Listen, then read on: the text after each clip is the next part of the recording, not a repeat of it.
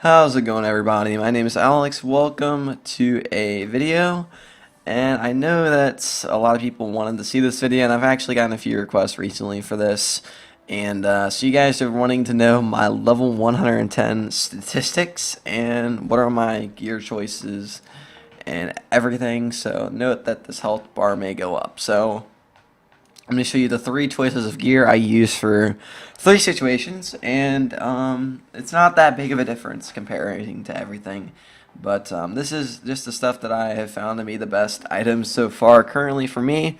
It might not be the same for you, but this is what I like to do, and this is the gear that I like to do. So a lot of these items are crown or drop related, so if you guys don't have crowns or you don't have time to go farming, a lot of this stuff might not be possible to get for you. So yeah. So anyways, we're gonna go to our character. These are my statistics. I have 110 balance damage.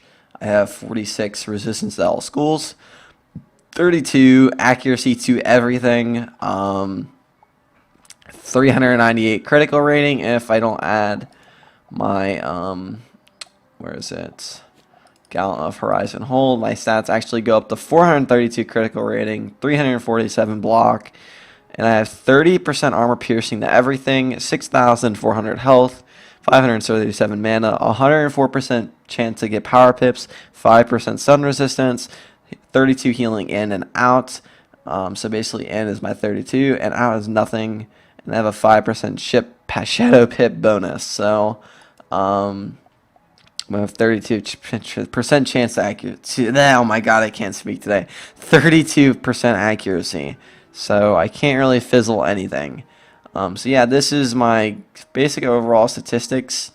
And in this video, I'm going to show you how to acquire these statistics and what items, what jewels, and what pet, and what everything you need. So, okay, so first off, I go with the Mask, the Exalted one. Mainly because every time I try and farm a one-shot dungeon, I cannot get Crocopach's Justice Fez for my fucking life. And I hate spending 500 crowns to just get a particular item over and over again, or farm a stupid ass boss repeatedly so I can get nothing. And that's basically how I feel, and I just went with the Mask of the Exalted one because it's overall the same thing. It's not big of there's nothing too big of a difference between both of the hats, nor the robe even that. So the robe, I go with the Drape of the Exalted one, so I get 793 health, 11% power pip chance, 14 accuracy, 19 balance damage. Basically, the best gear you can get at the moment. Even the Rasputin stuff, I've seen people, you get crit and you get block and stuff. I just don't see the point in that. I don't see the point of crit at the moment. So that's just my personal opinion. I don't see the point in going with a lot of crit. Now my boots are the Sabatons of the Exalted one, so I have full Mally set for the most part, and basically that gives me 23 damage and 105 block. I'm back, so I got interrupted. So yeah, so basically that's just the gist of the boots. I also get Pierce, which is very nice, and that's what I need. So my wand, I go with the level 110 Fortune Teller's Peerless Eye. Not that big. It's really not that big of a difference in comparison to the level 100 one. Only the difference is you get pierced instead of 6 more pips, but you still get 100% pip chance, which is why I personally find the thing really irrelevant, and I think the 110 is probably better because of the pierce. The crit's not big and the block's not big, nor the damage. It's just the pips, and that's, I think, is decent. I think the pierce is better than the pips because even without the 6% more pip chance, I still get on average 100% pip chance. So if you think about it, in all honesty, this is definitely the way to go. For my Athame, or Athame, or whatever you call the Athame, I just call it Athame. You can go with the Athame of the Dark Usurper or the Athame of the Chosen One. Either one works. My jewel socketing on the Athame is not that great with the health, but I thought the Pierce was actually pretty good for it, and the accuracy.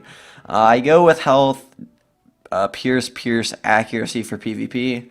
The more Pierce you have, the better off you're gonna do in the higher like level fights.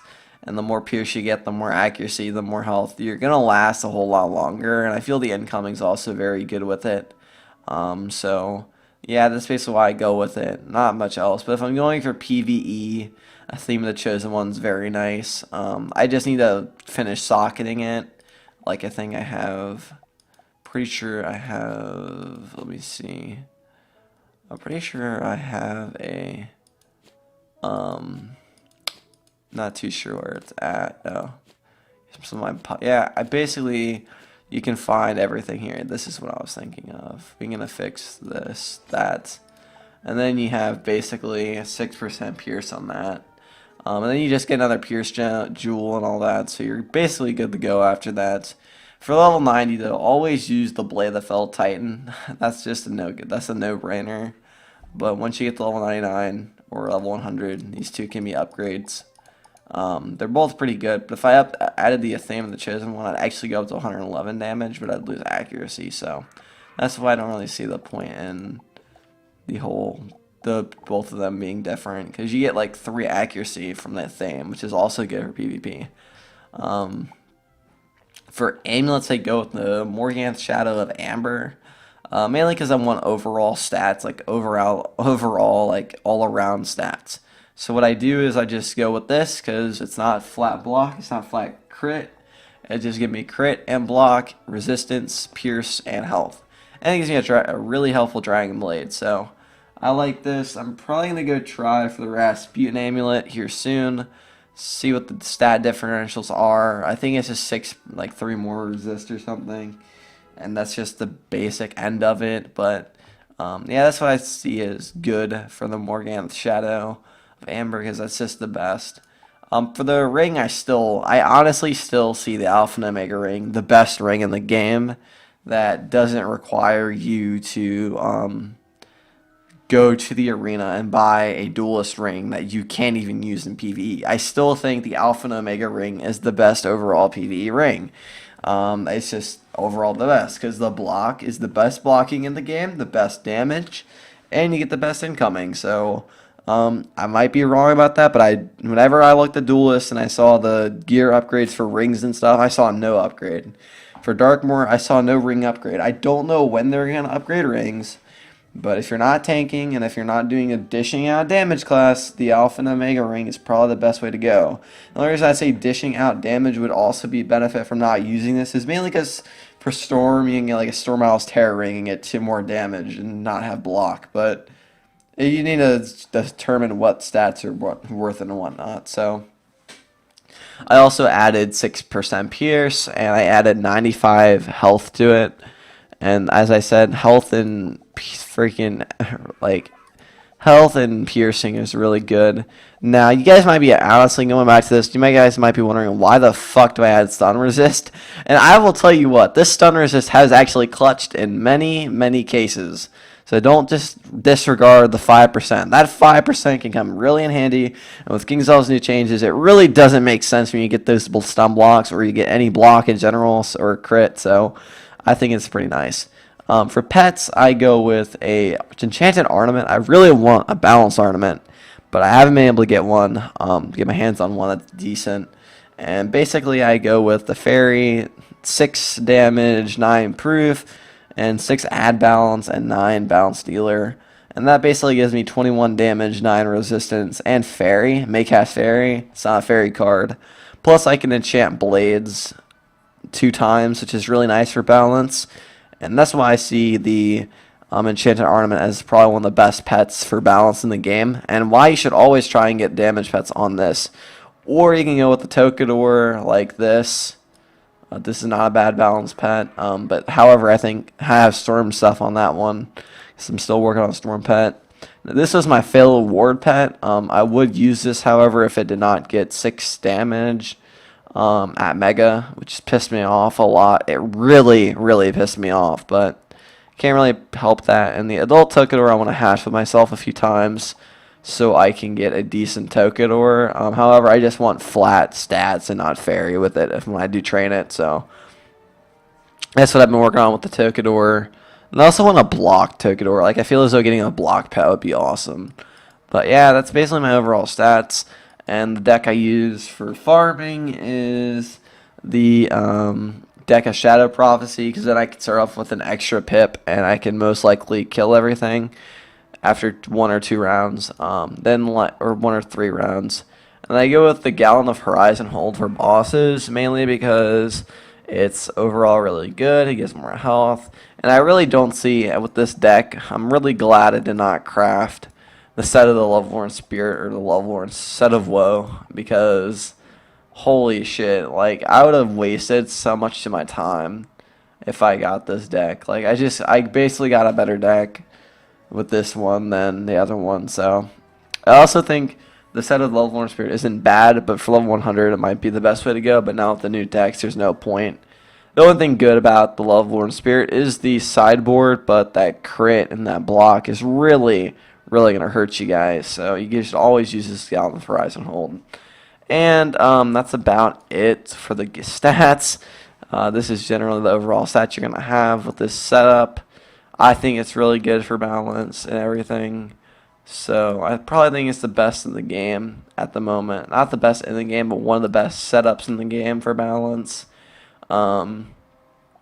You can always get like a Defy pet. You can get like 50 resistance plus 110 damage and no fairy.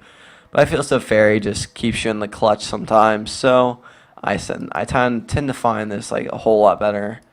And yeah, so that's basically it. And if you like the video, please leave a like. If you want to get more of these balanced stats. Oh, I forgot to say something. The second stat I want to talk to you guys about is where to get the items for my look. Because I forgot to mention that. So this is my look for my balance, and you guys might be wondering where I get these items and stuff. So basically, the hat I got from the bazaar. I also tend to use the Smogger Shot of Poise, or the Decorious Brim, and those two are pretty nice hats. But I find this hat decent. It's called the Boner hat for some, but I kind of like it. Probably going to change it out here soon, though. The robe I have is the Yukai's robe. However, I actually have I was lazy, I didn't farm anything, so basically what I did was like I went to the appearance, clothing, balance, and clothing bundles, and I go to the Decorious attire, I think it is. Yeah, Decorious Paragon attires. This is what you would be getting, and I did these colors. So this is what the look would look like. And then like I also got the elegant shoes from the Crown Shop. I also got the Death Oni shoes, but I put those on another character. So that's one thing. And then the wands, I actually have the look of the Charmer's Mystical Flute that actually got on sale today, and it came out of the Crown Shop, so I bought that. And not the Crown Shop, but on the online store, and I got this wand. So I'm really hyped to use this. And as for that's basically the look where you can get them, and also the mount they use primarily are the bat wings or the Swift Griffin. So that's basically what I like to do.